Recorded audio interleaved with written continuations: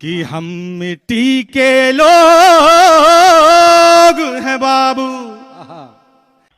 मित्रों, जैसा कि आपको ज्ञात ही है कि रीगा मिल के संदर्भ में मामला एनसीएलटी कोर्ट में चल रहा था। 17 जनवरी को जब इसकी फाइनल सुनवाई होनी थी, फैसला आना था, तब मिल मालिक ओम प्रकाश धनुका कोर्ट में हाजिर नहीं हुआ। इस कारण से फैसला तो नहीं सुनाया गया, लेकिन फैसला सुरक्षित रख लिया गया है, जिसे 22 फरवरी को सुनाया जाएगा। एनसीएलटी कोर्ट ने सख्ती से रजिस्ट्रार को कहा है, रजिस्ट्री को ये निर्देश दिया है लिखित रूप से कि उसे स्पीड पोस्ट किया जाए, धनुका को ईमेल किया जाए और ट्रैकिंग की जाए, ताकि अगली डेट पर वो प्रेजेंट रहे और रिजोल्यूशन हो पाए, फैसला सुनाया जा सके। कानून में ऐसी प्रावधान भी है कि जब किसी के पक्ष में या विपक्ष में फैसला सुनाना होता है तो उसका होना आवश्यक हो जाता है। यह बात धानुका जानता था और उसने एक आखिरी फैसला चला कि अगर वो कोर्ट में मौजूद ही नहीं रहेगा तो शायद ये फैसला टल जाए। खैर, एक डेट टल भी गया। 17 जनवरी को आने वाला फैसला अब 22 फरवरी 2023 को आएगा। कहते हैं कि जब नीयत खराब होती है तो ऊंट पर बैठे को भी कुत्ता काट लेता है। महज 1,70,00,000 रुपए की देनदारी, 1,70,00,000 रुपए अनीत फिनवेस्ट लिमिटेड से ओम प्रकाश धनुका ने लिया था वर्ष 2015 में, लेकिन जब 2012 में, लेकिन जब 2017 तक वह लोन और उसका कोई भी यहाँ तक कि ब्याज भी नहीं चुकाया गया, तब वो कंपनी लॉ ट्रिब्यूनल में गई है और ये मामला 2021 का है। कोर्ट ने तत्काल प्रभाव से ट्रेडिशनल के पक्ष से संतुष्ट होकर आरपी बहाल करते हुए रीगा मिल के मालिक को मिल्कियत से बेदखल कर दिया था। कोर्ट के निर्देश पर आरपी बहाल हुए। नीरज जैन ने तमाम क्रेडिटर्स से संपर्क किया, जिसमें बैंक ऑफ इंडिया से लेके तमाम ऐसे सप्लायर हैं, किसान हैं, मजदूर हैं जिनका पैसा मिल पर बकाया था। और ऐसे में एक कमेटी जो बनती है क्रेडिटर्स की, उन कमेटी ने धनुका द्वारा दिए गए तमाम झूठे प्रावधान पैसा लौटाने के सबको इनकार करते हुए फाइनली इस रीगा मिल के लिक्विडेशन का मांग किया।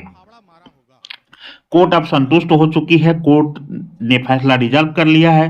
कोर्ट में पूरी हियरिंग समाप्त हो चुकी है और अब केवल धनुका के प्रेजेंट न रहने के कारण 17 जनवरी को यह फैसला नहीं आ पाया। फैसला यह है कि मिल किसी सक्षम मालिक अब खरीद सकते हैं और मिल पुनः चालू हो सकता है, क्षेत्र फिर से खुशहाल हो सकता है और गन्ना किसान फिर से गन्ना लगा सकते हैं। बिहार सरकार के गन्ना विभाग ने कोर्ट में अपना पक्ष रखते हुए कोर्ट को यह अवगत कराया कि इस मिल मालिक पर विश्वास नहीं है, इसे एक भी पैसा किसान और मजदूर के हिस्से का नहीं दिया जाना चाहिए। यह सीधे तौर पे किसान और मजदूर को भुगतान होना चाहिए विभाग के माध्यम से, बैंक के माध्यम से या कोर्ट के माध्यम से या रिजोल्यूशनल प्रोफेशनल नीरज जैन जो बहाल हुए हैं उनके माध्यम से। आपको ज्ञात यह है कि मिल मालिक धनुका पहले पूर्व में रीगा मिल के सीएमडी ही नहीं बल्कि जितने मिल एसोसिएशन है भारत के, चीनी मिल एसोसिएशन, उसके अध्यक्ष हुआ करते थे। इसलिए इन्होंने घूम घूम कर तमाम मिल मालिकों को कहा कि तुमको तो फलने क्रिया है, हमारा मिल नहीं खरीदना। इसीलिए मिल अभी तक बिक नहीं पा रहा था। दूसरी तरफ एक व्यवहारिक पहलू यह थी कि जब भी कोई खरीदार आता तो उससे धनुका कहता पूरा पैसा हमको दो, किसान के हिस्से का भी, मजदूर के हिस्से का भी, बैंक के हिस्से का भी और क्रेडिटर्स के हिस्से का भी। कहते हैं कि बिहार सरकार ने कभी पैसा दिया था टरबाइन लगाने के लिए और नया टरबाइन का पैसा प्राप्त करके एक पुराना टरबाइन कहीं से लाकर लगाकर बाकी बीच की राशि लेकर चंपत हो गया था धनुका। तब से सरकार का विश्वास उठ गया है। इस कारण से सब्सिडी या सॉफ्ट लोन के रूप में कोई भी पैसा देने को बिहार सरकार तैयार नहीं हुई। यहाँ तक कि केंद्र से एक 40 करोड़ का पैकेज आया था जिसमें बिहार सरकार को गारंटर बनने मात्र से पैसा मिल सकता था, वहां तक भी बिहार सरकार तैयार नहीं हुई। बिहार सरकार का मानना है कि कोई नया मालिक आएगा, ढंग से चलाएगा तो उसे तमाम सुविधाएं दी जा सकती हैं, उसे सहायता दी जा सकती हैं। लेकिन इस शख्स को सहायता न देने के पीछे का एक कारण और बताया जाता है कि इसका बेटा यहाँ से पैसा निकालता है और दुबई में जाकर मॉल खोलता है। कहते हैं कि रीगा मिल की 200-250 करोड़ से ऊपर की संपत्ति थी। जेम्स फैनल द्वारा छोड़ा गया रीगा मिल का कॉर्पोरेट ऑफिस जो कलकत्ता में था उसे बेच खाया गया।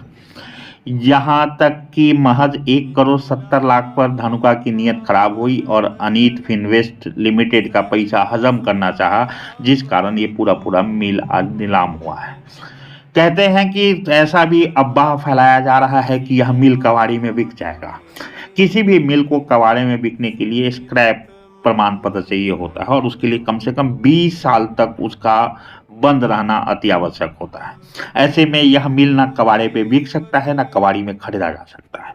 यह मिल चालू हालत में बिकेगा और इसकी कॉस्ट फाइनलाइज की जाएगी रिजोल्यूशनल प्रोफेशनल द्वारा और लगभग की जा चुकी हैं, जो पब्लिक डोमेन में आएंगी 22 फरवरी 2023 को। आपको याद होगा कि हम लोगों ने जब धरना प्रारंभ किया रीगा मिल परिसर के सामने और ये धरने का एक असर आना जब चालू हुआ और असर इस रूप में आने लगा कि सरकार रिजिड हो गई कि मैंने धनुका को जेल में डाल देना है, इसका बेल कैंसिल करा देना है। सरकार रिजिड हो गई कि अब यह मिल को बिकवा देना है। सरकार रिजिड हो गई कि एक पैसा भी धनुका को न देना है। तब इस आंदोलन को धनुका के गुर्गे द्वारा ही उठवाया गया। लेकिन कहते हैं कि हम मिट्टी के लोग हैं, प्रयासों से जाने जाने वाले लोग हैं और निश्चित रूप से आप तमाम का विश्वास कार्य किया है और जो कार्य सत्ता सरकार और नेता नहीं कर पाई वह कार्य एनसीएलटी कोर्ट कलकत्ता ने किया है। उम्मीद अब पूरी है 22 फरवरी को किसी भी हाल में धनुका को प्रेजेंट होना होगा और ये मिल ऑक्शन पे आ जाएगा। एक बार ये मिल ऑक्शन पे आ जाए तो वास्तविक खरीदारी से खरीद कर चलाएंगे, किसान मजदूर सबका भुगतान हो पाएगा। धन्यवाद। संघर्ष प्रणाम। मेरा नाम संजय संघर्ष सिंह है। मैं लगातार फॉलो कर रहा हूँ, लगातार उन तमाम अधिकारी कर्मचारियों के संपर्क में हूँ जिनके पास मिल से जुड़ी तमाम जानकारियाँ होती हैं, जो लोग कोर्ट में प्रेजेंट होते हैं। ऐसे में एक एक तारीख पर हुई तमाम कार्यवाहियों का सिलसिलेवार जानकारियाँ मेरे पास है और मेरी कोशिश रहती है कि आप तक भी पहुँचाया जाए। धन्यवाद। रीगा फिर से होगा खुशहाल, फिर से होगा मिल चालू।